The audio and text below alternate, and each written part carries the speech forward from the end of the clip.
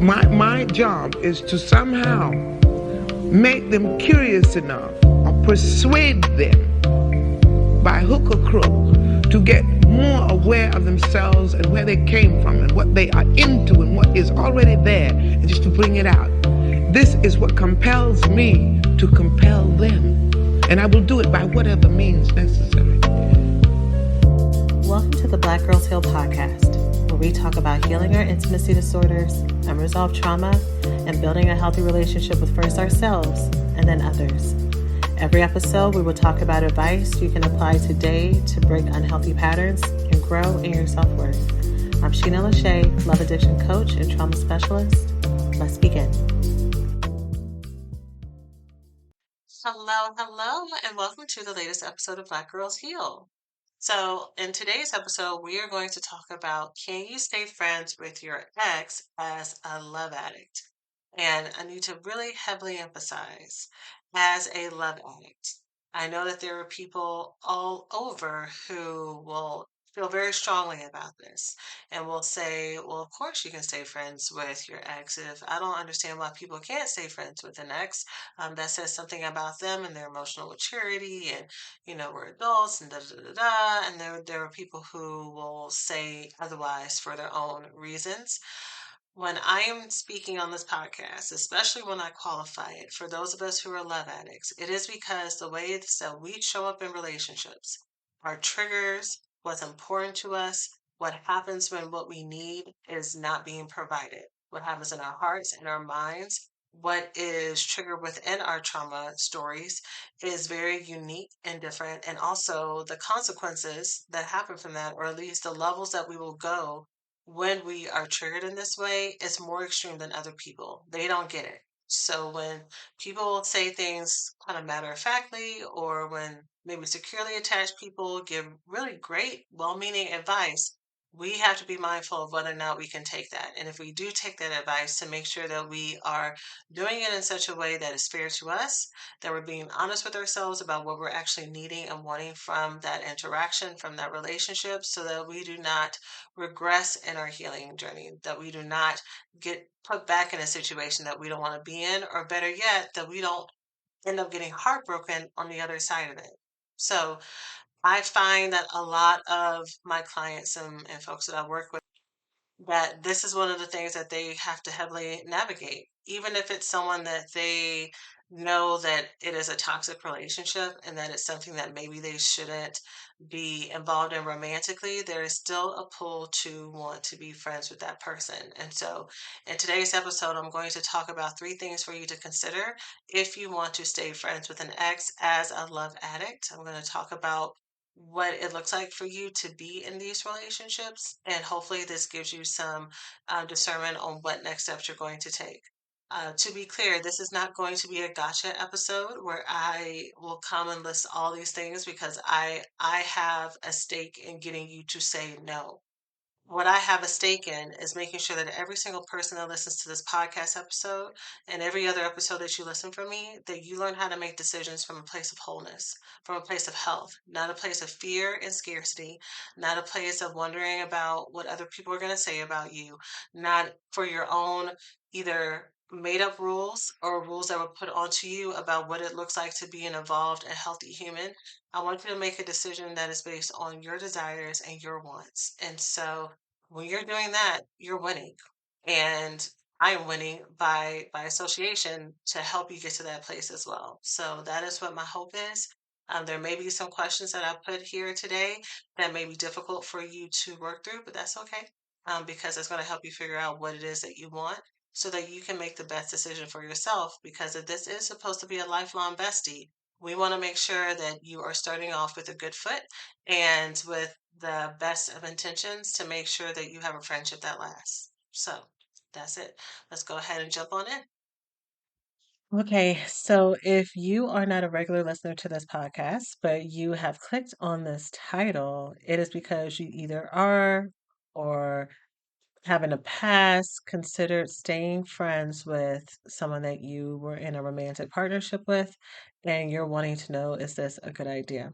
And like I said in the intro, the context that I'm going to provide this feedback is if you are a love addict. A love addict is someone who confuses the intensity and obsession and or rumination that you may have with an over attachment to someone, confusing that with love. That does not mean that you do not have genuine love for this person, that you were maybe even at any time in love with them, but your inability to put up boundaries, your inability to let go, your inability to choose yourself and make real changes, you may mistake that for the fact that this is your person. And sometimes love makes you do crazy things. And, it's too hard to let go, which means that this must be real, which means that I need to keep giving effort and keep trying. Maybe there's something that I'm missing. Maybe what I've been hoping to happen and the change I've been hoping for my partner or myself to be able to create, because this is so hard to let go, maybe that means I'm not supposed to. And there's a lot of fear of missing out, a fear of abandonment, a fear of being abandoned yourself.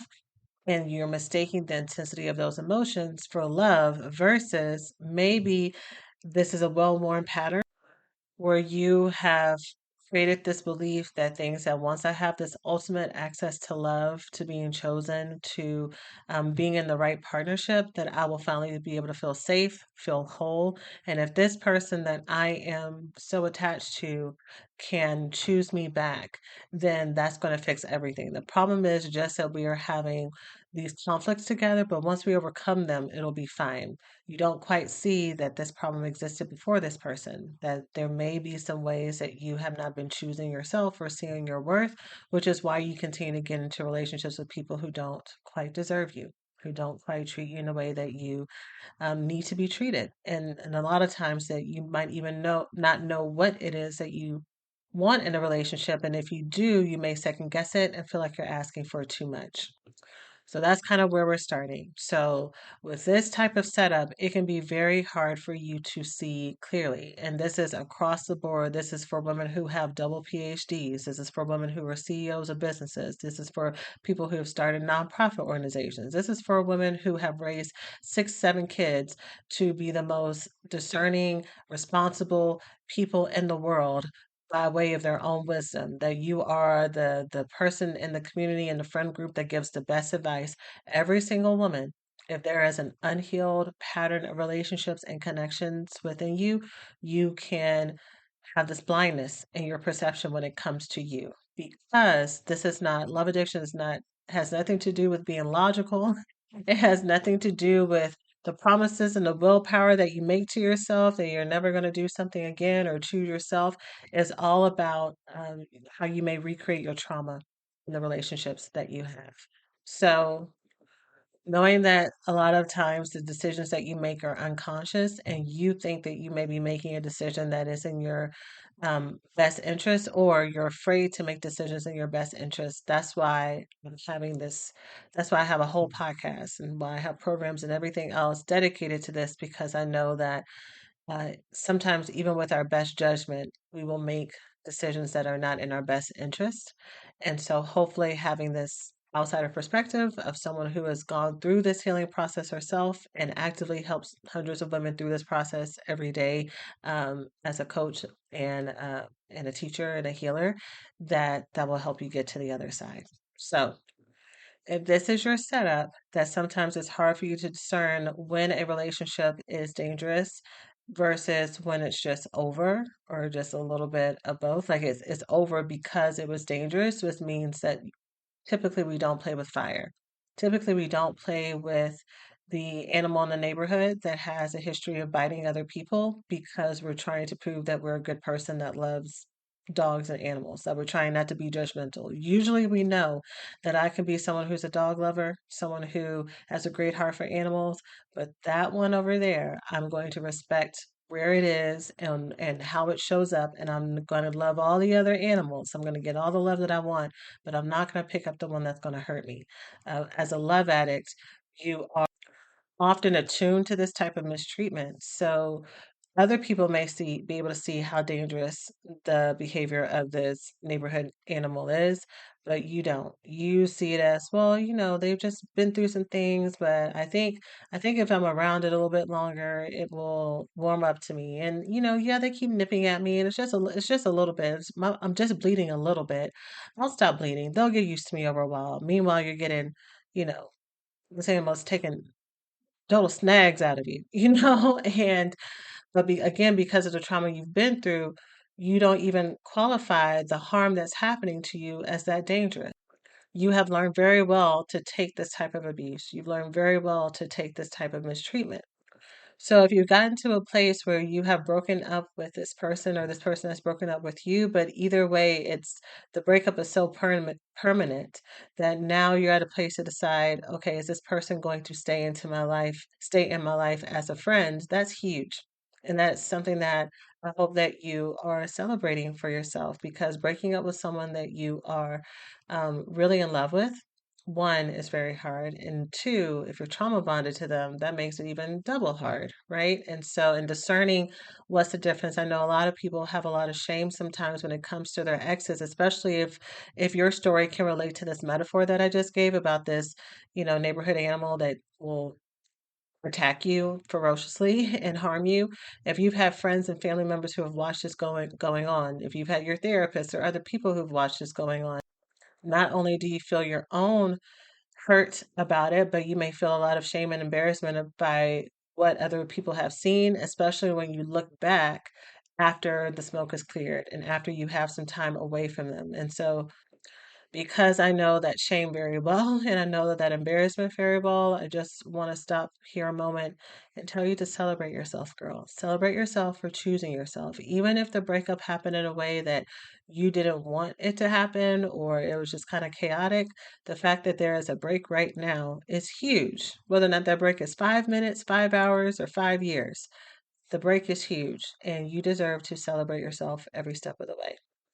So we've broken up. Now what? I want to keep this person as a friend because they mean a lot to me, because I can't imagine them not being in my life, because they are my best friend, because I would feel bad to just completely cut them off. I would feel bad in making them think that there's something wrong with them if I stop talking to them. I would feel bad because they're my access to fun and to friendship and to having a confidant. There's a lot of reasons why love addicts may want to keep their friend in their life. And so, like I shared, I'm going to give you 3 questions for you to discern whether or not this is healthy for you. And I want to emphasize the word I'm using is healthy, not whether or not it's right, not whether or not it's wrong. One thing life has taught me is that there's no such thing as true black and white. There's a whole lot of gray. What is the best decision for you may not match what's the best decision for other people, and vice versa. Because you're the one who has to live this life. You're the one who knows what your traumas and your triggers and your expectations and your standards are. So you need to be the one to decide them. That does not mean that there's like no decision that's not the healthiest for you. Because I do not want to enable folks who are like, well, if I can do anything at all, then I'm just going to do this thing that you consciously, as you go through this episode, when it all comes down to it, it is the thing that is most harmful to you. And because you are an agent in the story that you create, hon. As much as a love addict kind of has this desire and hope that life will just happen to them, and by way of that, happen for them, that one day that they will stumble upon a relationship and a life and a love that will redeem all the heartbreaks that they had and make it all worth it, you are an active agent in your story in which direction it goes. So if you are actively choosing things that are sabotaging your ability to have that part of your story, if that's what you want, if you're actively sabotaging your own personal growth and learning how to say no to things that harm you so that you can start to say yes to the things that actually uplift you and heal you and love you, then you're going to keep digging a hole into places that you do not want to be. You're going to keep getting deeper and deeper and getting stuck and then wondering, why isn't anything changing? You got to take your power back. You have to understand that if there are things that are happening around me that I don't like how it makes me feel, that I don't like how I'm being treated, that I do not like um, what I'm being left with and the choices that I'm being given, it is up to you to decide whether or not you're going to leave that situation, adjust the access that people have to you, if you're going to raise or adjust your standards or lower your standards in some ways, especially from a love avoidance. Sometimes from love avoidance, y'all make things very impossible. Because of your fear of being hurt and your fear of being over controlled and losing your independence, sometimes y'all can make the ability to let others love you impossible. And again, if this is your first time joining me, I'm using y'all a lot, like, you as love addicts or you as love avoidance. But again, I have walked this journey with y'all. I could be saying we, but just for whatever reason today I'm saying y'all.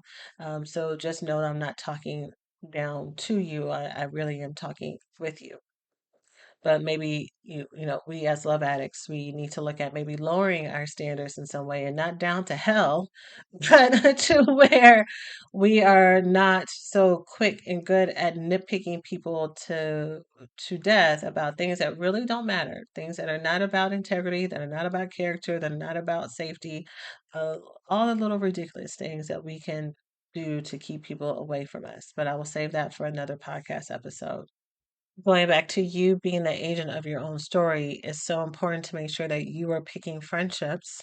Friendships are just as important, if not more important, than you picking a partner. No, actually, let me not speak in hyperbole.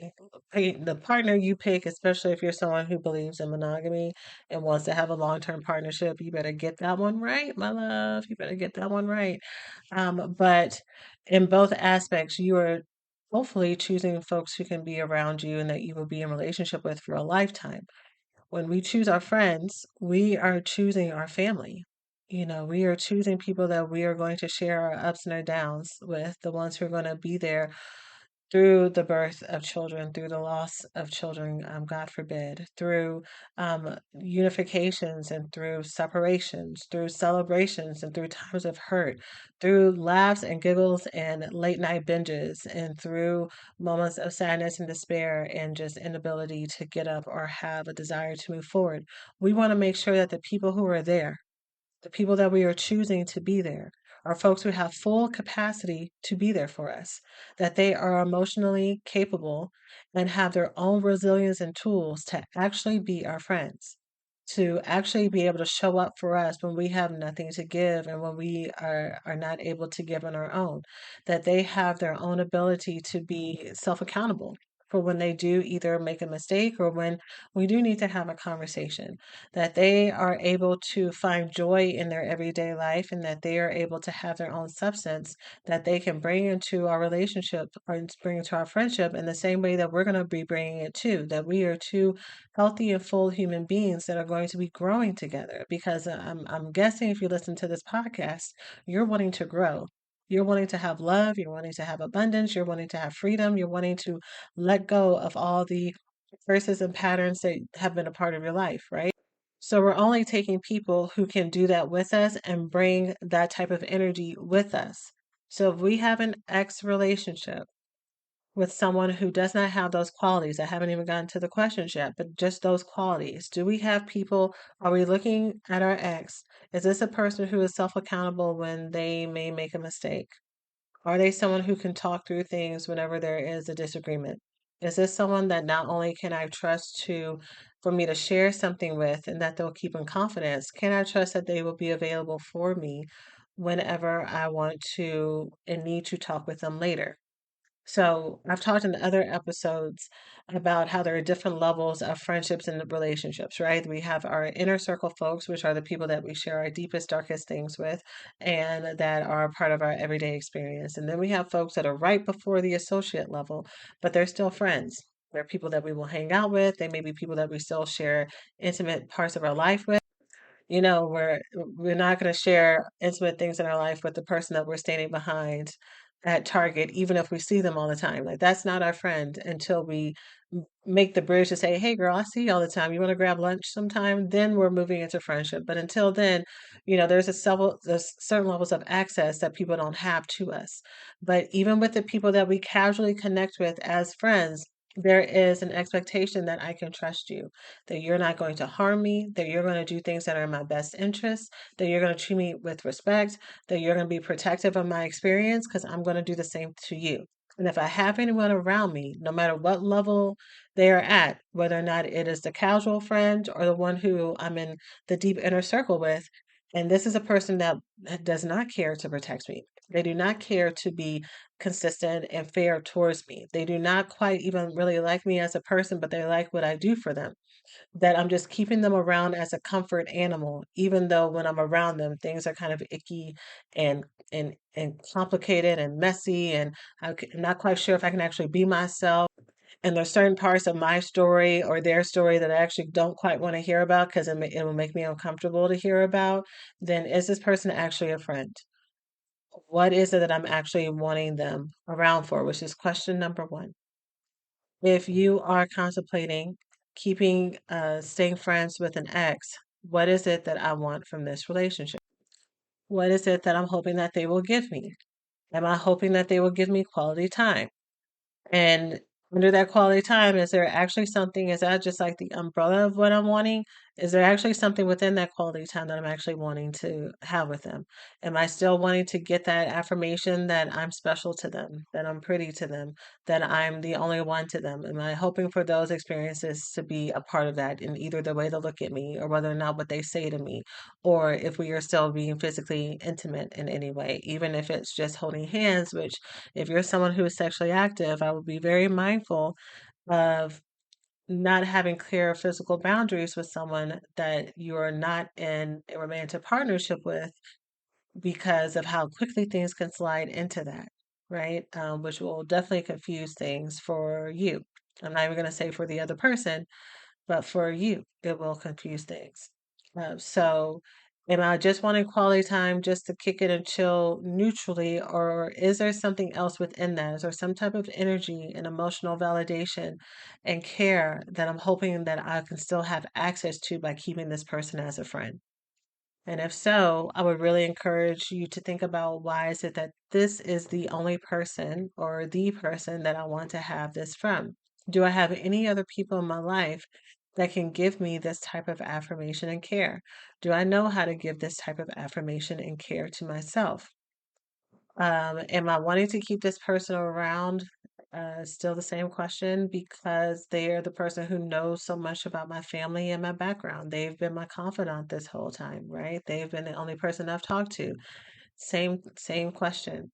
Are there any other people in your life that you can share these things with?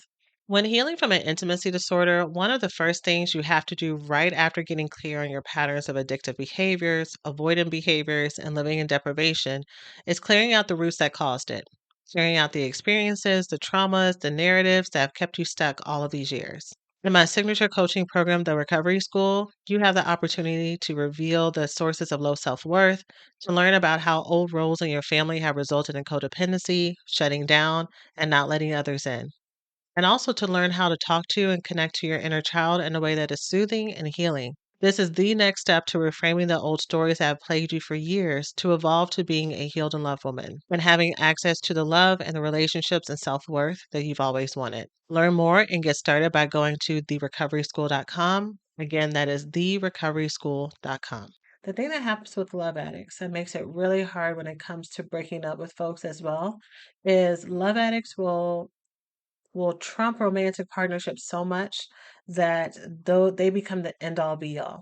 So all the ways that you may have been connected to your friends and your loved ones before and kind of been more evenly spread out, when your partner comes around, you will slowly or quickly sometimes make that person your everything. So now they are the friend in your life. They are now the access to fun and new experiences. They are now they're the source for affection and for care and for rest and relaxation. So when that person is gone, it's truly devastating because you've made that person your everything.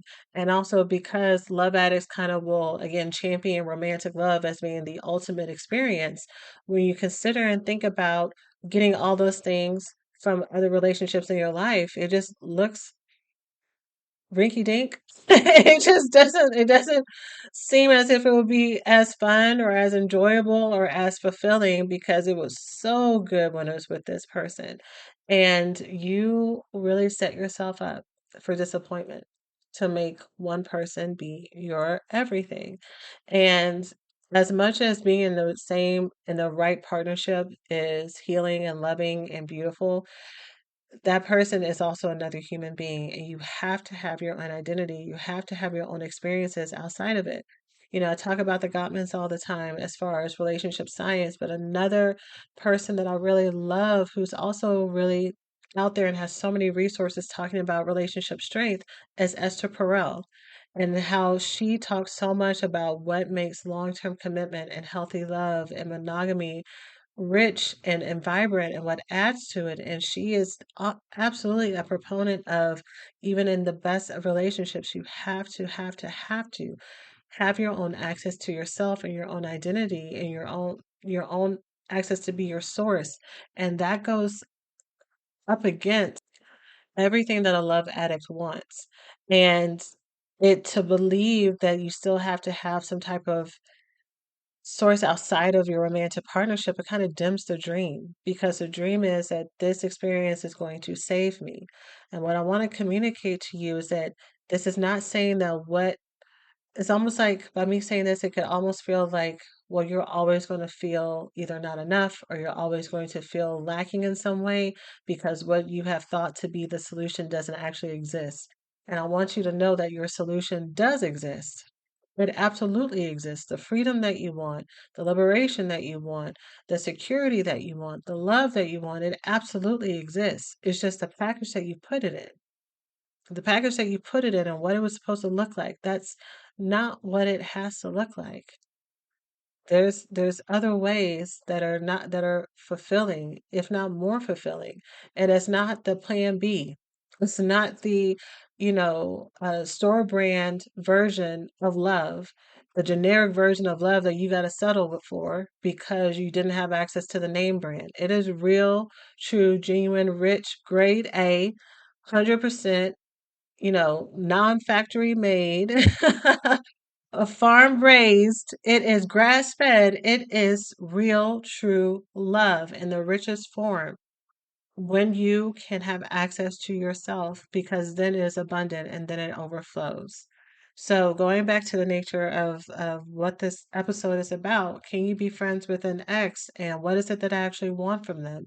If you're trying to keep somebody around as a source from all these different types of love and connection and comfort and care, because you are not allowing other friends to have that place as well, and you have championed this person to be your only source of it, then I would really consider the amount of pressure that you're putting on this partnership, especially because this partnership right now is broken. Is y'all are, if not broken in that it won't be repaired, broken in that how y'all were originally connected is no longer what's happening right now. So either way, you are going to have to readjust what this friendship looks like. The amount of access and time and care that you have around them is going to be different. Okay. I was going to ask this question at the very end, but I'm going to ask it now because I think it's going to really set into place where y'all's brain needs to go. If there's an ex that you want to be friends with that you still have some romantic connection with, or you don't think that you do, but you might actually, that you're not aware of. Like if you're still like, I just want to be their friends. And I'm still just on question one, but I'm going to put this here. Something that I want you to consider is if you knew tonight, or right now, wherever you are, if you knew that right now in this moment, that they were not only having sex with someone right now as I'm talking to you. If you could imagine them having sex with someone right now, telling this person that she was the best person they ever dated, looking them deep in their eyes, telling them that you are so beautiful. I've never felt this safe around someone. I've never felt someone who's understood me as much as you do. I feel like the future that I thought I was going to have is so much brighter because you're here. You have changed me. And I've never felt this way before. And not only was he or she saying this, but they meant it. They weren't just saying it for the moment. All the things that you have felt were just unique to you, right? That you were the funniest girl that he or she ever talked to or dated. That you were the one that the parents loved more than any of the other relationships. You know, whatever you felt that was so unique to you. Imagine that he's with someone where all those things are true about her or them. Can you still be friends with him or her knowing that that is the case? That they are in a relationship where that is how they feel. Because that's what friendship is. Friendship is actually being someone's friend. It means being happy for them when they're in love. It means holding space for them when they are moving on. It means wanting the best for them. Can you be this person's friend and champion that relationship and be so happy for what they have while still also holding that you are happy for yourself as well? That is a question you need to ask yourself. And if that is something that does not ring true for you right now, but you want it to, either because it's too new or it's been a while, but no one has said that to you before or said something similar to you before. So this is a new way of conceptualizing, wow, we would really truly just be friends. And so you need some time to sit with it, then do that. Do whatever it is that you need to do. But just understand to actually be someone's friend means that you would be on the receiving end of those types of stories and that you would need to be happy for them, right? You would not be sabotaging them. It would not be that in your head you go towards, well, you might really like them, but at least I had this. I want you to go to all those places, all the places where you have felt like you have been unique.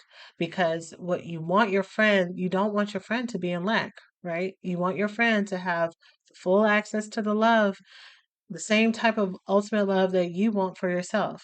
So you wouldn't wish for your friend to have 80% of what they want, right? You would wish for your friend to have 100%. So consider that.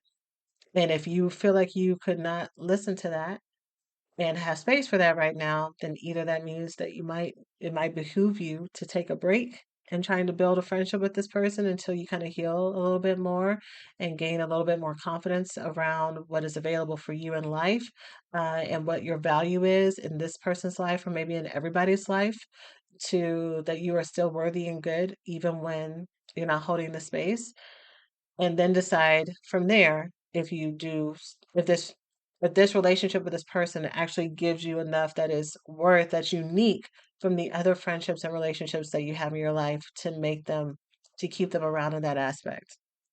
The second question for you to ask yourself of why do I want to be friends with my ex or can I be friends with my ex is why exactly do I want to be friends with them? So the first one is what do I want from this friendship? The second one is why do I want to be friends with them? There may be some overlap here as far as am I looking for access to some type of affirmation or care that I'm special or attention or sex or just physical intimacy and um, the memory of companionship and stuff and just having the shared history. Is that part of it? Also, you can look at what are some of the other emotions around that. Is there a part of you that feels like you need to stay friends with your ex out of obligation? You've given so much to them, this person kind of needs you a little bit, and there's a little bit of codependency there. Like I can't not be their friend because if I'm not their friend, they didn't really have those that good of friends before, and their family's kind of crazy, and they were kind of struggling. Like it's not going to work out with us romantically, but I need to stay their friend because if I'm not there, then who will be? And as wonderful as that is, for my love addicts, we have a tendency to put ourselves in harm's way emotionally, mentally, financially, spiritually, because we will project our own abandonment trauma onto other people. And we will make up that if we choose ourselves, that means that we are abandoning other people in the way that they abandon the way that other people before us abandoned us, and that would make us bad people.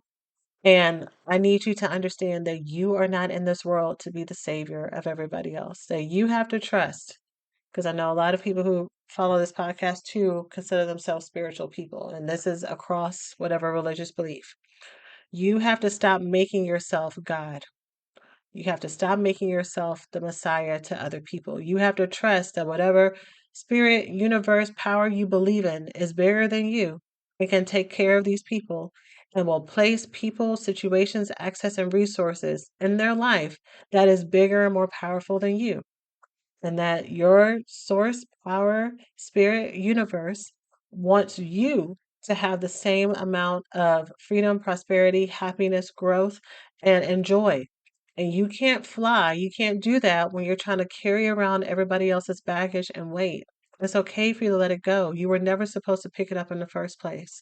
It was never yours to begin with. That's probably why it might be part of why this relationship did not work out the way that it did, or that you might be feeling a lot of emotional stress right now because you have charged yourself to be in charge of things that were never your responsibility in the first place. They've always been that person's.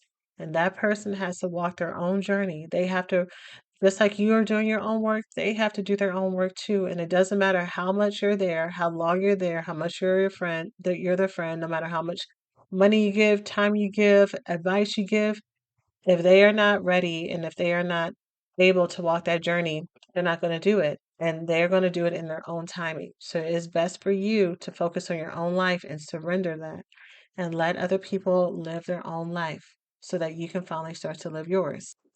Sometimes people do not want to not be friends with an ex because they are afraid of missing out. They're afraid that right when they let go, that this person is going to magically make all the changes that they've wanted them to make, that they're going to miss out on all the effort and work that they put into this person and put into this experience. And so they want to be around either to jump back into the relationship or to be able to get some of the praise and affirmation and validation and thanks and gratitude for all they put into this person. That's another thing that's going to be very important for you to surrender.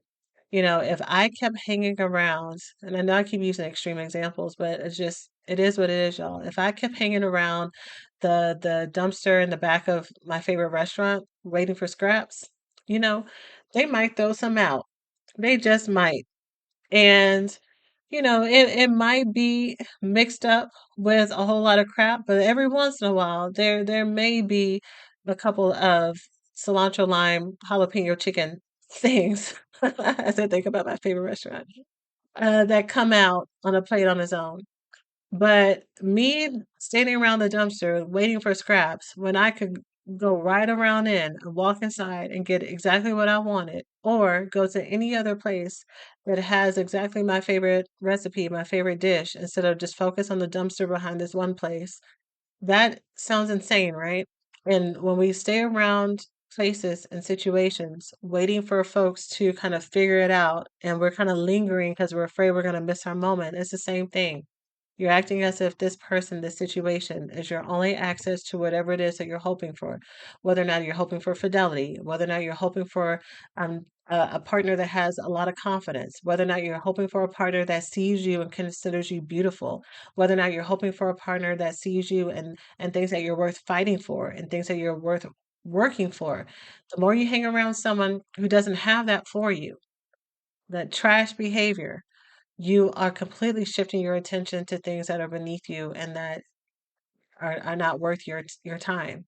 So this is me, y'all. In case you're still kind of like, wow, like, well, this is hard because now we're talking about the quality of the relationship. Yeah, because if there's any part of you that is wanting to be friends with this person, not because you want to be their friend, but because you're hoping for some type of romantic connection, intrigue, a do-over, then you have to be honest with yourself about that. And if you're honest with yourself about that, then that requires you to be honest with what is the nature of your relationship, the nature of this person, the nature of what brought y'all to this place in the first place. Because being a friend is real work. We don't just snap friendship or the friend label onto just any Tom, Dick, and Harry that's around us, right? People have to not only earn that spot, but keep it.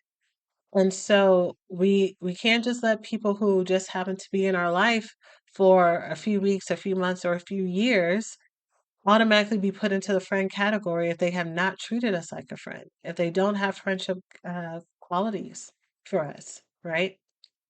Another reason that people may want to stay friends with someone, this is still the second question, why do I want to be friends with them? Is the fear of being alone, which we've kind of hit on a little bit already. What am I using this person for?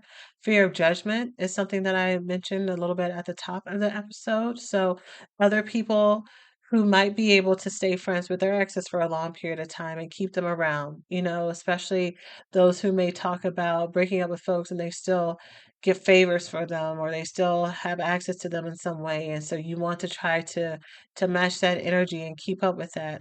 And your story is your own. And what is best is when you make decisions that are good for you emotionally, mentally, physically, and spiritually. And so you can be just as, if not more, emotionally healthy and evolved than someone else and know, you know what, this relationship was so toxic and so chaotic that me even entertaining any kind of any piece of it would actually be me lowering myself, right? And so you have to be the one who's in charge of making that decision if that fits your story and fits the scenario. There are so many different combinations and stories for the people who listen to this podcast, so it's always take what you need and apply it where you see fit. Are you wanting to prove to yourself that you're over them and strong enough to stay their friend? So I have a whole episode that talks about do not test yourself. Do not test yourself and the reasons why a lot of times people may want to test themselves. I believe it's episode 64. So you can go back to that one if that is you. If you're someone who's like, I don't believe in setting boundaries or not talking to people because I refuse to let them have power over me, that kind of thing. And meanwhile, you might also be someone in which, as much as you say that and claim that, you may have a lot of experiences that shows why you shouldn't test yourself and be around dysfunctional relationships. Like I've said before in this episode, and of course, all times before, love addiction, trauma bonds, codependency has nothing to do with logic. It has nothing to do with logic, intellect, or willpower. These are all subconscious, unconscious, reflexive the things that we do that we don't even see the impact of it until it's already done. And even then, we're already kind of under the spell. We're already justifying things before it even starts. So please do not set yourself up in these positions to do that type of stuff.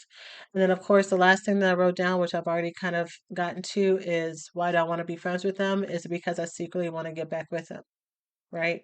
And so here's what I want to be clear about before we even get to the last question is um well, I guess the last question does involve this. The last question is what does friendship look like? You need to know what is a real friend. So make a list.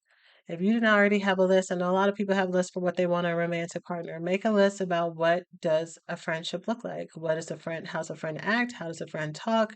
What is applicable to a friend? And write that out and see if that matches the person. What love addicts will also do sometimes is when you get homework that is for you, you will very excitedly take it back to that person. So whether or not it is a podcast episode that talks about dysfunction in a relationship, and then, you'll write out this is what I want you to do, and you'll give this person a list of those things. And I am all about team communication, right? But if you have a partner that is not fully invested in the relationship, you may lose a whole lot of energy fighting with them about this list and trying to, they do one or two things on the list of 20. And so you feel like there's progress when really this person is just breadcrumbing you and nickel and diming you, and so same thing can happen when it comes to friendships as well. We really want to make it happen. We so want to find a way to keep this person around that we are going to find a way to justify to keep them there. And so in this case, you make this list that is supposed to be a solo assignment and you do it for yourself. And then you go and you bring it to this person and you say, hey, I want us to be friends and this is what I need from you. Can we be friends? Now, if this was any other scenario where you were talking with someone who was like a new friend or someone that you've been friends with for a long time and you are learning about yourself and you're wanting to communicate and y'all are having a friendship date, this might be a really great connection opportunity. But we're talking about an ex relationship, which might be just fresh off the presses. So y'all have both decided, or maybe one person has decided, that they do not want to move forward in creating a partnership together.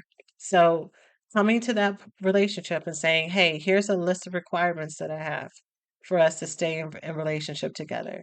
It doesn't make sense. It just really doesn't make sense. And so this is for you. You have to start to go through life instead of trying to figure out how to fit people into places, knowing who you are, knowing what you want, knowing what your standards are, and then seeing who comes ready made. We got to stop being Barbara the Builder. We got to stop trying to make people be and do something that is not who they are. And so, does this person come with ready made skills to be who we want them to be? And can you make that list, by the way, without this person in mind? Scratch this person out of your mind. You're not making this list for them, you're making it for yourself. What is it that I want and need in my friendships, period? And then see who fits and aligns with that. Okay? So, that's what I got for this episode. I hope that this was helpful. Please share this with someone who you feel like may need it. I am so happy to share this episode. So, we have wrapped up our mini series, our winter series now, where we had our Me Month, which was a few episodes about our relationship with ourself and self love.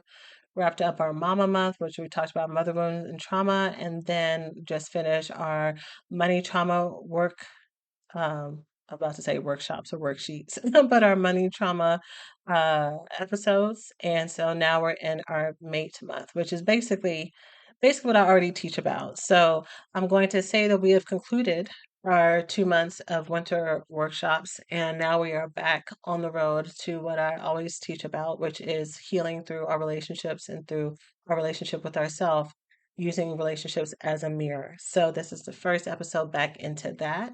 So I hope that this gave you what you needed. And I look forward to seeing you in our next episodes.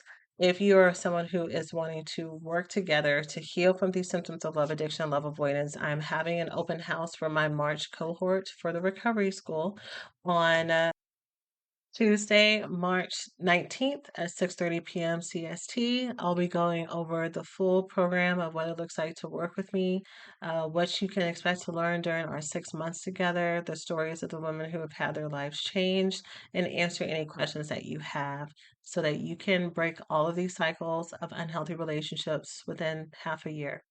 So you can sign up by going to blackgirlsheal.org/open house, and I look forward to seeing you there. That's it for now. As always, take care of yourselves, and I'll see you in the next episode.